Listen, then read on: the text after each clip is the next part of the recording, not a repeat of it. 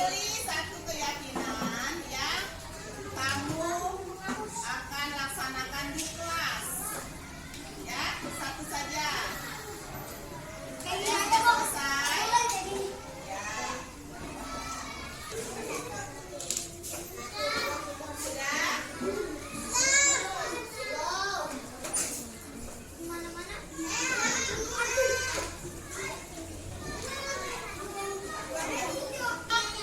Kelompok ini boleh silakan menempel di sini. Ditempel, tangan ditempel. Ada banyak ya. Ya, ya.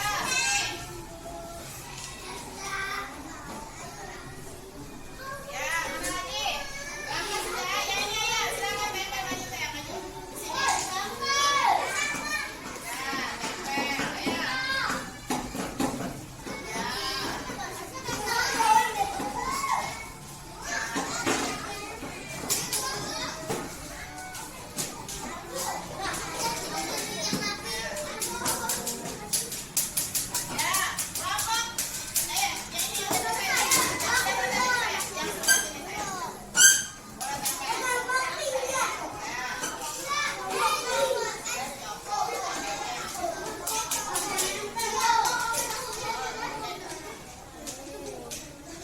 Boleh tempel.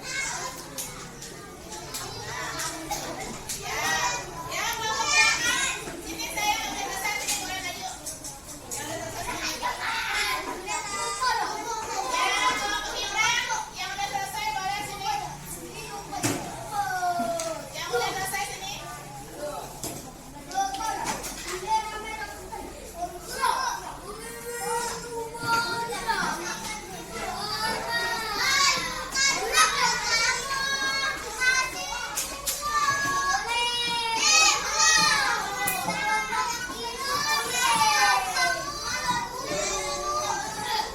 Ya, kembali ke tempat duduk masing-masing.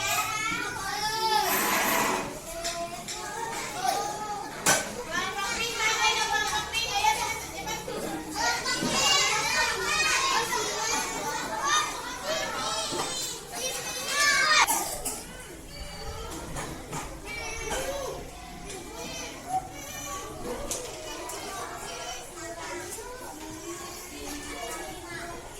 Soleh. Baik, ya, lihat sini. Ya, baik, terima kasih. Kalian sudah memilih keyakinan kelas yang akan kalian laksanakan. Ya, baik ya. Di sini Ibu lihat. Oh, ada yang saya akan menyayangi teman. Setuju tidak? Siapa yang mau menyayangi teman? Oke. Ya, siapa di sini ada yang menulis? Saya akan membuang sampah pada tempatnya. Siapa yang membuang sampah pada tempatnya? Ya, terima kasih. Terima kasih. Kemudian ada yang saya akan selalu bersihkan sopan. Siapa yang mau bersihkan sopan? Siapa yang mau bersihkan sopan? Ya, terima kasih. Berarti kalian akan selalu bersihkan sopan. Ya.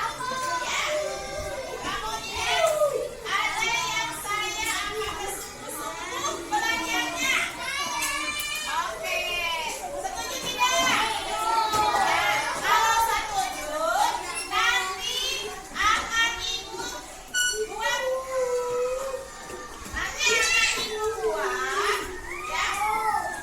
Ibu ketik nanti kita pajang di kelas kita. Setuju? Terima kasih. Kalian sudah membuat kesepakatannya. Nah, keyakinan kelas ya. Siap melaksanakan? Siap. Ya, terima kasih. Kalian buat, kalian yang akan melaksanakan. Terima kasih semuanya. Assalamualaikum warahmatullahi wabarakatuh. Assalamualaikum warahmatullahi wabarakatuh. Ya, puji syukur mari kita panjatkan hadirat Allah Subhanahu wa taala karena atas rahmat dan karunia-Nya kita dapat berkumpul di ruangan ini untuk mendengarkan pemaparan tentang budaya positif di sekolah. Terima kasih saya ucapkan kepada Ibu Kepala Sekolah yang sudah memberikan kesempatan kepada saya untuk memaparkan materi ini, dan teman-teman semua yang bersedia untuk menyimak apa yang akan saya sampaikan. Jadi yang akan saya sampaikan kali ini adalah tentang budaya positif di sekolah.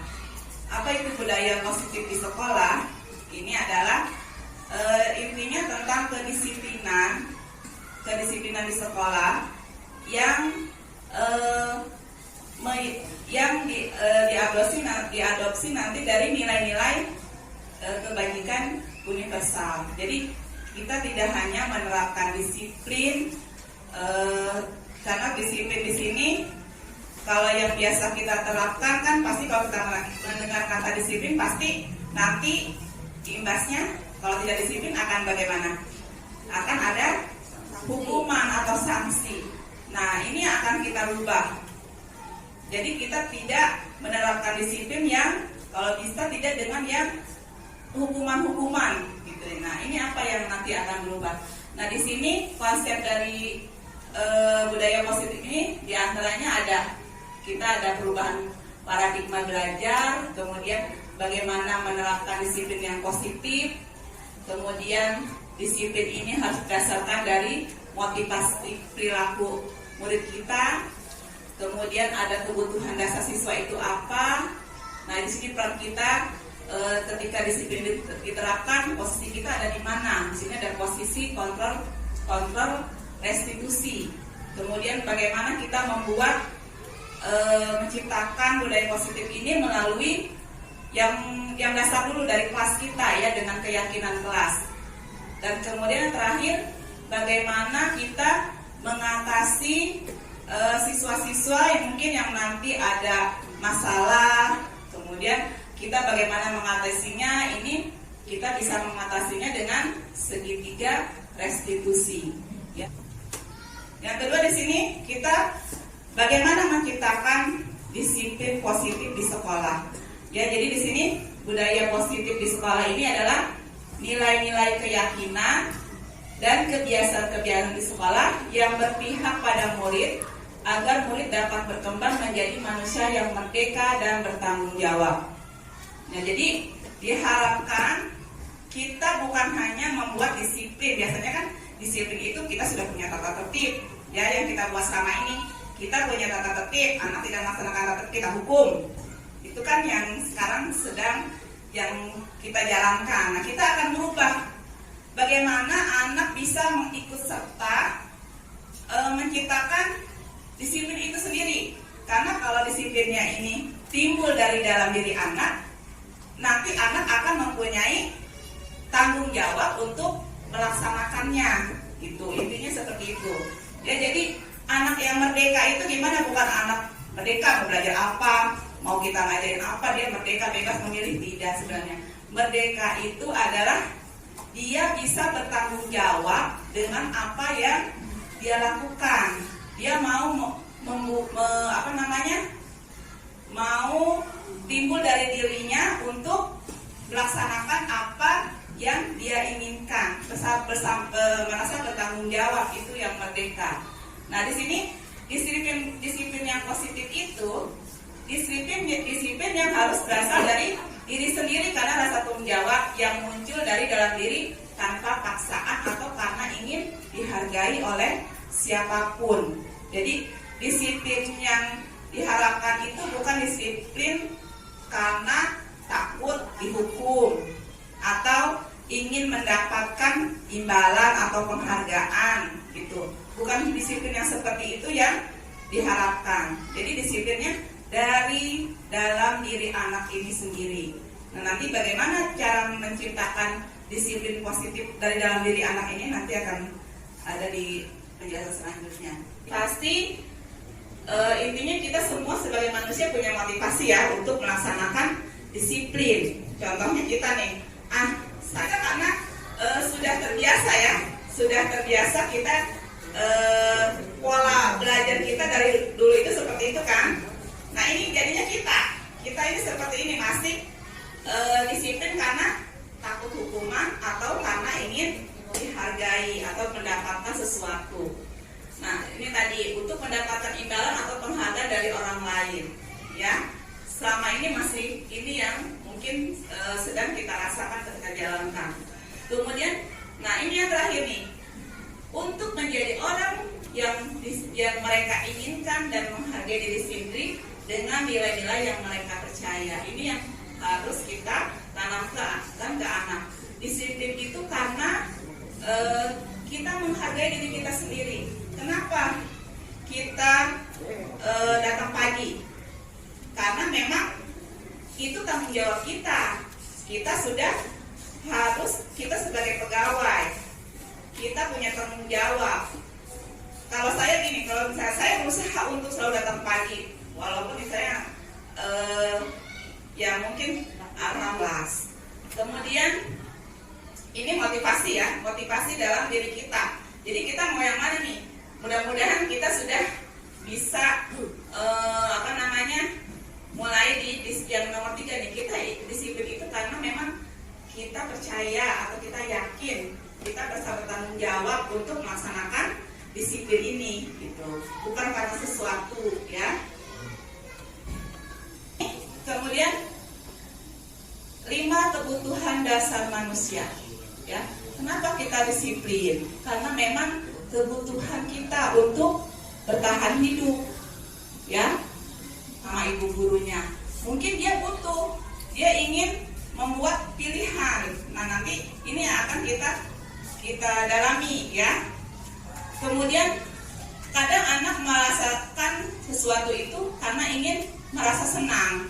Bisa aja misalkan anak ini nakal, oh dia selalu mengganggu temannya, tapi kemudian dia timbul, kenapa sih kamu gangguin dia terus? Saya seneng bu kalau lihat dia nangis, misalkan gitu. Jadi kesenangannya tapi kesenangan yang negatif. Nah kita harus menggali itu, ya. Kita punya berperan sebagai apa ketika mengontrol anak, ya. Di sini ada posisi sebagai penghukum, sebagai pembuat rasa bersalah, sebagai teman, pemantau, atau manajer. Nah yang terbaik ini yang mana? Ini akan saya perlihatkan dulu. Di sini ada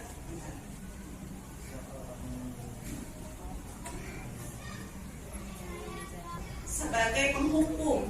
Penghukum itu apa sih? Jadi seseorang yang menghukum biasa menggunakan fisik atau verbal. Jadi kalau kita anak salah, kita selalu misalkan kalau verbal, kamu aja buat masalah nih, kamu aja yang selalu kamu lagi yang membuat gara-gara. Itu sudah kita namanya menghukum secara verbal. Kalau yang secara secara fisik, maka larilah kamu. Nah, pasti dan selalu kamu yang terakhir selesai, itu namanya menghukum. Kadang kita anak nulis terakhir, kamu lagi nggak selesai gitu kan, ya. Ternyata itu secara tidak sadar kita sudah menghukum anak. Tuh, yaitu kita sebagai manajer, ya. Posisi di mana guru berbuat sesuatu bersama dengan murid, mempersilahkan murid mempertanggungjawabkan perilakunya, mendukung murid agar menemukan solusi atas permasalahan sendiri. Nah ini nanti di segitiga restitusi. Jadi peran kita sebagai manajer, kalau anak bersalah tidak langsung menyalahkan, kemudian anak kita ini dulu, kita rangkul dulu anaknya. Kamu coba kenapa kemarin seperti ini? Oh ibu tahu deh, kamu kemarin mungkin membela diri, ya, membela diri. Kemudian sekarang coba kamu sadari kalau misalkan seperti ini, apa sih akibatnya? Nah kalau sudah anak mau bicara, baru kita sekarang sebaiknya kamu bagaimana untuk mencari solusi dari masalah ini supaya semuanya baik kembali. Nah ini di segitiga restitusi. Ini kemarin juga sudah saya praktekkan, ada di videonya untuk posisi 5 kontrol posisi guru, ya. Oke, sekarang bagaimana kita memulai dari yang untuk menciptakan budaya positif ini. Kita mulai dari kelas kita dulu. Kita membuat keyakinan kelas. Keyakinan kelas itu apa? Ketetapan tentang aturan kelas yang dibuat dan dipahami dan disepakati bersama oleh siswa sehingga siswa merasa bertanggung jawab untuk melaksanakannya dengan tujuan untuk menciptakan disiplin yang positif. Jadi kita bisa membuat kesepakatan kelas dengan anak-anak di kelas, ya. Kamu ingin kelas kita seperti apa sih? Kamu pasti anak menjawab, saya ingin kelas yang bersih, Bu, ingin kelas yang aman, ingin kelas yang tertib. Nah, itu bagaimana menurut kamu kelas yang kita harapkan, kelas yang ingin kamu impikan sebagai apa yang akan kamu kerjakan untuk menciptakan itu? Nah, anak berpikir kan, selalu belajar dengan selalu siap belajar, ya. Nah, kemudian apa lagi? Kita dengan ingin kelas yang aman tadi, tidak berantem sudah, kemudian tidak membuat keributan sudah. Apalagi supaya teman tidak tersinggung. Oh, bicaranya harus yang baik, Bu. Oke, berarti kita sudah ada ya, selalu berbicara dengan sopan. Nah, itu contoh keyakinan kelas. Kalau sudah disepakati sepakat semuanya ya dengan tadi keyakinan kelas, berarti yang buat peraturan siapa? Bu guru atau kalian? Tadi kan berarti anak-anak sendiri yang buat peraturan itu kan, keyakinan kelas itu. Nah, ini nanti kalau anak melanggar kita buat peraturan keyakinan kelasnya ini kita tempel di dinding kelas. Kalau anak tidak melaksanakan apa yang kita tinggal, kemarin katanya mau sayang teman, kok berantem? Oh iya ya Bu ya, kemarin saya udah gitu. Kemarin katanya mau sayang, katanya berantem. Kan katanya kemarin mau sayang teman. Oh iya Bu, lupa gitu. Nah, ini di kelas 1, di kelas tinggi mungkin bisa ditambah ya. Nah, ini contoh yang sudah saya buat. Selalu berbicara sopan, selalu menyayangi teman, dan selalu menjaga kebersihan kelas. Jadi kalau misalkan ada anak yang melanggar, saya tinggal mengingatkan, setelah makan sampahnya kemana ya? Katanya kemarin kelasnya ingin bersih. Oh iya Bu, buang sampah. Nah, ini kita kalau sudah seperti itu, kita tidak terlalu capek untuk ngomel-ngomel atau bagaimana, karena anak sudah merasa punya tanggung jawab, dia yang buat peraturan, dia yang harus melaksanakan. Kita jika ada anak yang bermasalah, nah ini tahapannya apa yang harus kita lakukan? Yang pertama, menstabilkan identitas, kemudian validasi tindakan yang salah, dan menanyakan keyakinan. Nah, menstabilkan identitas itu bagaimana? Nah, kalau misalkan ada anak yang bermasalah, di sini dapat kita panggil, kemudian kita tenangkan anak dulu. Kita misalkan bicara dari hati ke hati ya. Kenapa sih kamu misalkan kemarin dibilang tukang bully gitu? Padahal ibu tahu loh, kemarin sudah praktekkan ya. Kenapa sih kamu, ibu dengar jadi kamu dikatain tukang bully? Padahal ibu tahu loh, kamu sebenarnya anak yang baik. Kamu itu memang sih tidak ada manusia yang sempurna. Kemudian kalau sudah anak mengeluarkan, itu namanya menstabilkan identitas ya. Kita menyamankan anak dulu, menanyakan apa, jadi tidak langsung menyalahkan ya. Kemudian setelah itu baru kita ke tahap yang kedua, di sini validasi tindakan yang salah. Oh, ternyata kamu berbuat seperti itu, menurut kamu salah tidak? Kamu memukul teman itu salah tidak? Memang sih kamu bela diri, tapi menurut kamu itu salah tidak? Nah, ini anak salah sih Bu, itu saya emosi. Nah, itu sudah validasi masalah. Ya, yang ketiga, menanyakan keyakinannya. Oh, menyayangi teman Bu. Nah, ingat ke situ. Berarti kita kembali lagi, keyakinan kelas itu apa yang sudah disepakati bersama. Kita ingatkan lagi ya keyakinan kelasnya. Oh, harus menyayangi teman. Nah, berarti kamu sudah melanggar nih. Nah, terus kemudian masalah di sini anak, nah sekarang sebaiknya bagaimana untuk supaya kamu baikan lagi dengan dia. Oh, sebaiknya saya minta maaf Bu. Nah, itu sudah namanya kita kembali ke restitusi itu ya.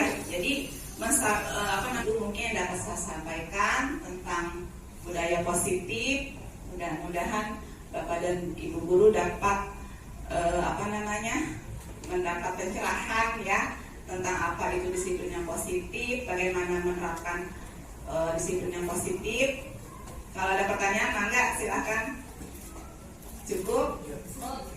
Ya, silakan Pak Jaya.